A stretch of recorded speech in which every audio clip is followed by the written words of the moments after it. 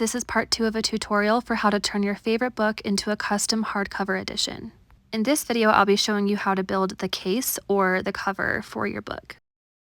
You'll first measure and cut out a spine piece using chipboard or binder's board. Your spine should be longer than your text block, so leave about 3 millimeters of extra space at the top and bottom. After I've traced a line, I like to line it up with my cork-backed ruler and use a box cutter to slice. I like the cork-backed ruler because it doesn't slide around as much and you're able to get pretty straight lines this way. Next step is to measure and cut a front and back piece for your cover. I just place my text block right on top and trace out the width and the height. And then I do take my spine piece that I just cut and I make sure that I'm tracing it so that the front and back pieces are as tall as the spine. A good rule of thumb to follow when you're cutting, other than to triple measure everything, is to place your ruler on the side of the piece that you want to keep and then cutting on the opposite side. It's super important to have a cutting mat, and it is normal to have to go over your cuts multiple times because you're cutting through pretty thick cardboard. Oftentimes my cuts end up a bit jagged like this, so what you could do is take some sandpaper.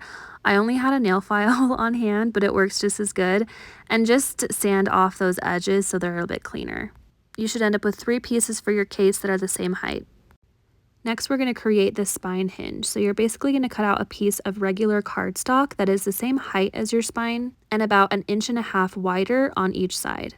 And I'm using my cutting mat to measure this out, but you can do it with a ruler.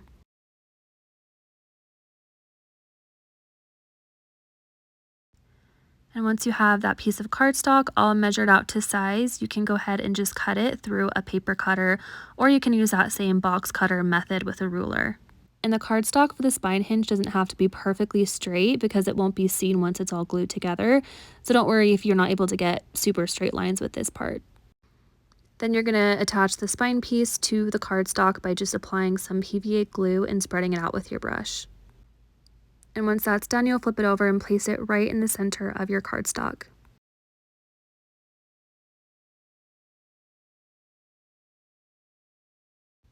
Then flip it over and use your bone folder to create some really clean creases on each side of the spine. And try not to apply too much pressure because it is possible to rip a hole in your cardstock. And because we want our book to have space between the spine and the cover, we're going to go ahead and measure out a 7 millimeter gap from the spine. I have this template that my husband 3D printed for me, but you could totally make your own out of chipboard, or you could just use a ruler to measure this gap. Next step is to apply PVA glue to that space on the other side of the gap. Once that's all spread out with your brush, you'll place down the first piece of your cover. It really helps to use a 90-degree angle ruler to line everything up perfectly. You do really want to make sure that your front and back pieces are completely straight in line with each other and the spine. Otherwise, your book will end up lopsided. Also recommend placing a scrap piece of cardstock underneath just to make sure you don't get glue everywhere. Then you can go ahead and flip that all over, and taking your bone folder, I would just go through and smooth out each surface, making sure that there are no air bubbles and that everything is glued down nice and tight.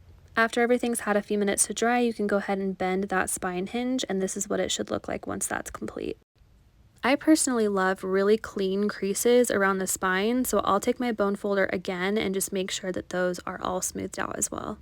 Next step is to measure and cut out a piece of book cloth to cover your case. I like to place my case down and then measure out about 1 inch of extra space on each side. And once that's all measured out, you can go ahead and cut it all down to size. Making sure your spine piece is facing up, you'll apply PVA glue, spreading it out with your brush, then flip over the case and secure it to the book cloth. Then flip the whole thing over and use your bone folder to create and smooth out those creases on either side of the spine.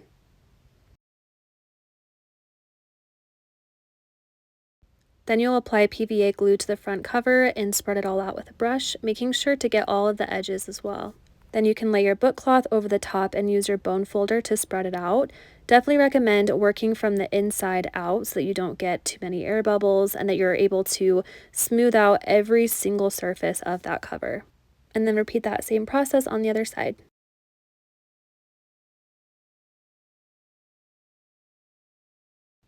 And since we'll be folding over the cloth edges, you want to cut off each corner, making sure that there's still some space left between the corner of the case and the end of the book cloth. You could use templates for this, but I honestly just wing it. Starting from the bottom section, you'll apply PVA glue and spread that out so you can fold the cloth right up onto the edge of the case. I like to flip the whole thing over to help with that initial crease, and then once that's done, I'll just use my fingers to pull up the cloth around the case and then use the bone folder to smooth that out. What's really important is you place cardstock underneath and check your bone folder to make sure you're not transferring any glue from your bone folder to your book cloth. Also make sure you're getting really clean creases in those spine hinges. Then you can repeat that same process of gluing and folding over the top section of your case.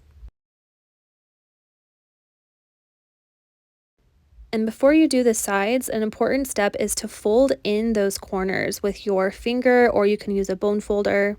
That way you can get a nice angle and not have any extra book cloth hanging out over the sides. Once you've tucked in all those corners, it should look something like this. And then you're good to glue and fold over the side sections of your case. And this is what it will look like when it's complete. My books are usually set pretty far into the case, so if you want less of an overhang than I have here, I would trim down your front and back covers to be slightly shorter. This book has about a 7mm overhang, but I would say it looks better to have closer to 3.